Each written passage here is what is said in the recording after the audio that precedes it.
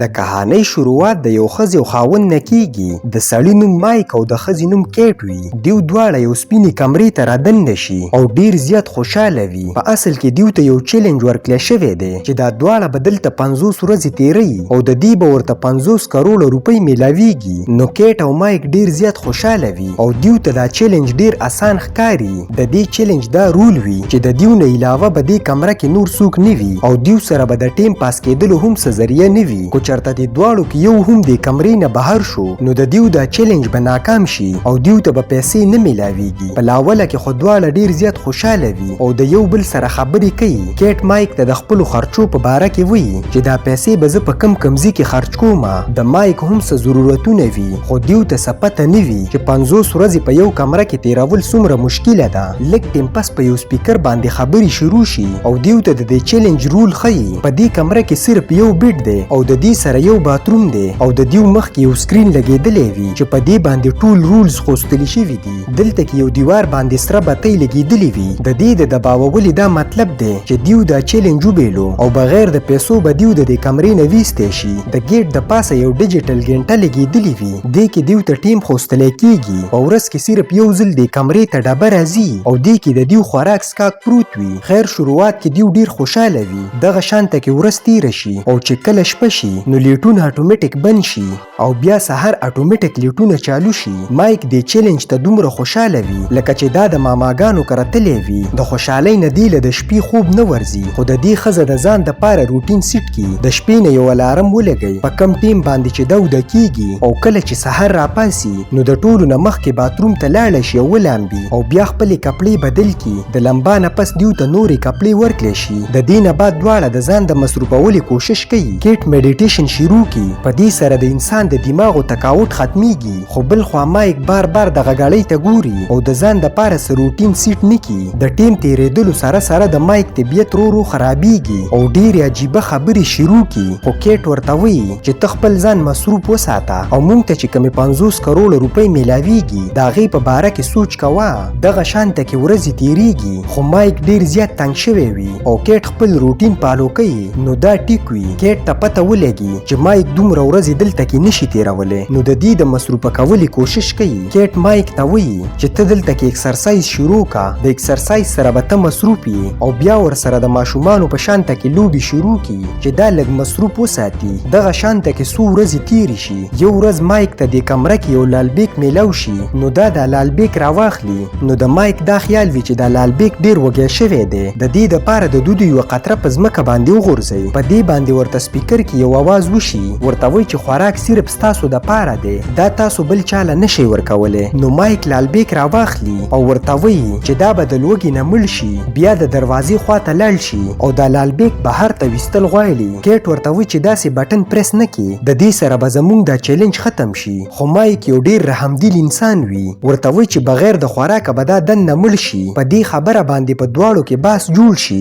نو مایک لالبیک لاندې کیږي او کیټ ته وایي چې دا یو ژوندی خزنده دی او موږ له دا بهر ویستل پکار دي. نو کیټ ورته په غوسه کې وایي چې د معمولي شان خزنده دپاره زه 50 کروړ روپۍ نشم پرېښوی او بیا دلته نه په غوسه کې روانه شي. خو په غلطۍ کې دا په دې لالبیک باندې خپه کیږي. په دې باندې مایک ډیر زیات خفه شي. حالن کې کیټ ته معافي هم وغواړي خو دا لاړ شي او ځان نه یو ګوټ ته کیني. خیر په سباله باندې چې کله دیو راپاسي د رولز مطابق دیو ته 2 ټریټس آزاد دي یعنی دیو 2 سیزونه راغستی شي. نو مایک خپلې ښځې ته وایي چې زه یو ټریټ راخلم خو کیټ ورته وایي چې په داسې کولو سره به زموږ د پیسو نه 1 کروړ روپۍ کمې شي. خو بیا هم مایک خپل ټریټ راواخلي د پیسو نه 1 کروړ روپۍ کمې شي او په بدله کې دې ته یو شین چاک میلاو شي. په دې باندې مایک ډیر زیات خوشحاله شي ولې چې دې ته د ټیم پاس کېدلو دپاره څه څیز میلاو شو. په چاک سره دا نقشې جوړول غواړي. دغه شانته کې مایک په دې دیوالونو باندې نقشې جوړې کړي خو کیټ د دې نه خفه وي ولې چې د لږ شانته کې ټیم پاس کېدلو دپاره دې 1 کروړ روپۍ خراب کړي. د ماښام نه کیټ د مایک نه معافي وغواړي. دغه شانته کې ورځې تیریږي او د دیو 31 ورځې وشي یعنی 19 ورځې دیو ته نورې پاتې دي. یو ورځ چې کیټ باتروم ته لاړه شي نو دلته کې دا یو تماچه وویني. په دې باندې دا دواړه ډیر زیات ګبراو شي او بیا دا تماچه راواخلي او د خپل بیډ لاندې پټه کړي. دیو ته پته وي چې د رولو مطابق موږ د کپړو نه علاوه بل څیز نشو ورکولی. څه ورځې پس دیو ته د خپلو خاندانونو ویډیوګانې خوستلی کیږي. مایک چې د خپلې فیملی ویډیو وګوري نو ډیر زیات خوشحاله خوشاله شي. خو کله چې د کیټ نمبر راشي نو دې ته د خپل پلار ویډیو وښيي، ورته وایي چې ستا پلار ډیر بیمار او اوس مړ شوی دی. کیټ چې د خپل پلار د مرګ خبر واوري نو ډیره زیاته خفه شي او ډیر زیات وجاړي. مایک یې د منولو کوشش کوي، په سبا له باندې مایک راپاسي، خو کیټ اوس هم پرته وي ولې چې دا ډیره زیاته خفه ده. مایک یې د خوشالولو کوشش کوي، خو کیټ په بیټ کې پرته وي. مایک ورته وایي چې مونږ ته اوس دومره ورځې نشته، لږې ورځې پس به مونږ بهر شو او د انعام په پیسو باندې به مونږ یو نوې زندگی شروع کړو. دغه شانته کې ټوله ورځ تیره شي. په سبا له باندې مایک کیټ ته وایي چې زمونږ سره اوس هم یو ټریټ پاتې دی او مونږ له هغه ټریټ راغستل پکار دي. خو کیټ ورته وایي چې مونږ له پیسې خرابول نه دي پکار، ولې چې د ټریټ پر اغستو سره 1 کروڑ روپۍ لګي. په دې باندې مایک ډیر زیات خپه شي. کیټ چې د مایک حالت وویني نو راپاسي او ورته وایي چې هغه اخري ټریټ راواخله. نو مایک یو بټن ووایي، په دې باندې یو دروازه کولو شي او یو بربنډه جینۍ د کمرې ته رادننه شي. د دې نوم ریا وي. کیټ چې د دې جسم وګوري نو مایک ته وایي چې خپلې کپړې دې له ورکه. ریا چې په دیوالونو باندې دا تصویران وویني نو د مایک ډیر صفت وکي، خو د ریا او د مایک په خبرو باندې کیټ ته ډیره غوسه ورځي. د شپې نه چې کله دا درې واړه سملي نو کیټ د دیو په مینس کې سملي او ټوله شپه کیټ په ویښه باندې تیره کی. کله چې سحر شي نو دا ګوري چې ریا دلته کې نشته. د دې دا خیال وي چې د هغې ټیم پوره شوی دی، ولې چې هغه خو د 24 غنټو دپاره دلته کې راغلې وه او اوس به دلته نه تللې وي. خو چې کله باتروم ته ورشي نو ریا دلته کې لامبي. په دې باندې کیټ له غوسه ورشي، خو دا خپله غوسه کنټرول کی. بیا دا ټول د ځان د مصروفه کولو کوشش کوي. لږ ټیم پس مایک ودوي نو دا ډیر خطرناک خوب وویني. دې کې دا ګوري چې زما یو ماشوم ورور ډوبېږي. په دې باندې ډیره سخته وي. نو کیټ او ریا دا په هوش کې راولي. مایک چې راپاسي نو ډیر زیات ګبراو شوی او ډیر زیات جاړي، خو کیټ یې بیټ کې سملی او په څه ناسه طریقه باندې وده کی. بیا ریا او کیټ په خپلو کې خبرې کوي او لږ ټیم پس چې مایک راپاسي نو دا د ریا خواته کینی. مایک ډیر ګبراو شوی خو ریا ورله حوصله ورکوي. په خبرو کې ریا د مایک لاس ونیسي، خو د بدقسمتۍ نه کیټ راشي. کیټ چې دا دواړه یو ځای وویني نو ډیره زیاته غوسه وي او ریا ته وایي چې تا باندې زما د مخکې نه نظر دی، ته مایک خپل ځان ته ټریک کول غواړي. خو ریا ورته وایي چې زمونږ په منځ کې داسې څه خبره نشته.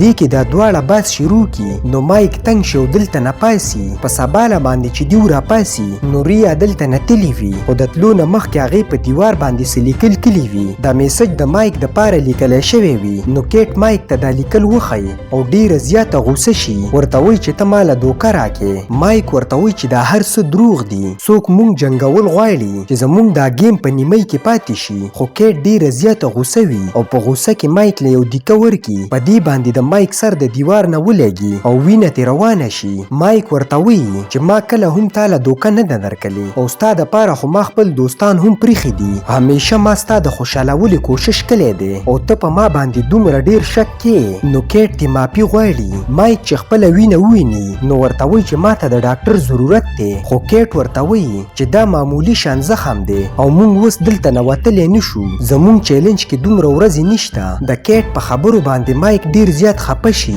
ورته وایي چې زما نه زیات ستا پیسې خوښې دي، زما زخم خو معمولی دی او که چېرته دا ډیر هم وي نو تا زه د پیسو دپاره دلته وجلمه. د مایک زړه د کیټ نه تور شي او ورته وایي چې زما پیسې نه دي پکار، زه دلته نه وتل غواړم، ولې چې زما د دې کمرې نه زړه تور شو او بیا دلته نه روان شي. نو کیټ هغه تماچه راواخلي کومه چې دیو د بیډ لاندې ایښې وي او مایک ته وایي که چېرته تا د سرې بټن له ګوتې یوړې نو زه به تا ولم. په دې باندې مایک نور هم خپه شي او دغه سرې بټن یې له ګوتې یوسي او د کمرې نه بهر وځي. د مایک په تللو سره کیټ ډیره زیاته خپه وي. د مایک د نقشو ته ګوري او ډیره زیاته خپه وي. د دیو چیلنج ته 2 ورځې پاتې وي. یو خو د چیلنج نه ووتو، خو که چېرته کیټ دا چیلنج پوره کړي نو دې ته به نیمې پیسې میلو شي. کیټ ته پته ولګي چې د پیسو نه زیاته اهمه خپله فیملی ده، کومه چې دې د پیسو دپاره خراب کړه. نو دا 2 ورځې مخکې د دې کمرې نه وځي. په دې ځای باندې زموږ کهاني ختمیږي. که ویډیو مو خوښه شوي نو لایک یې کړئ او چینل ضرور سبسکرایب کړئ.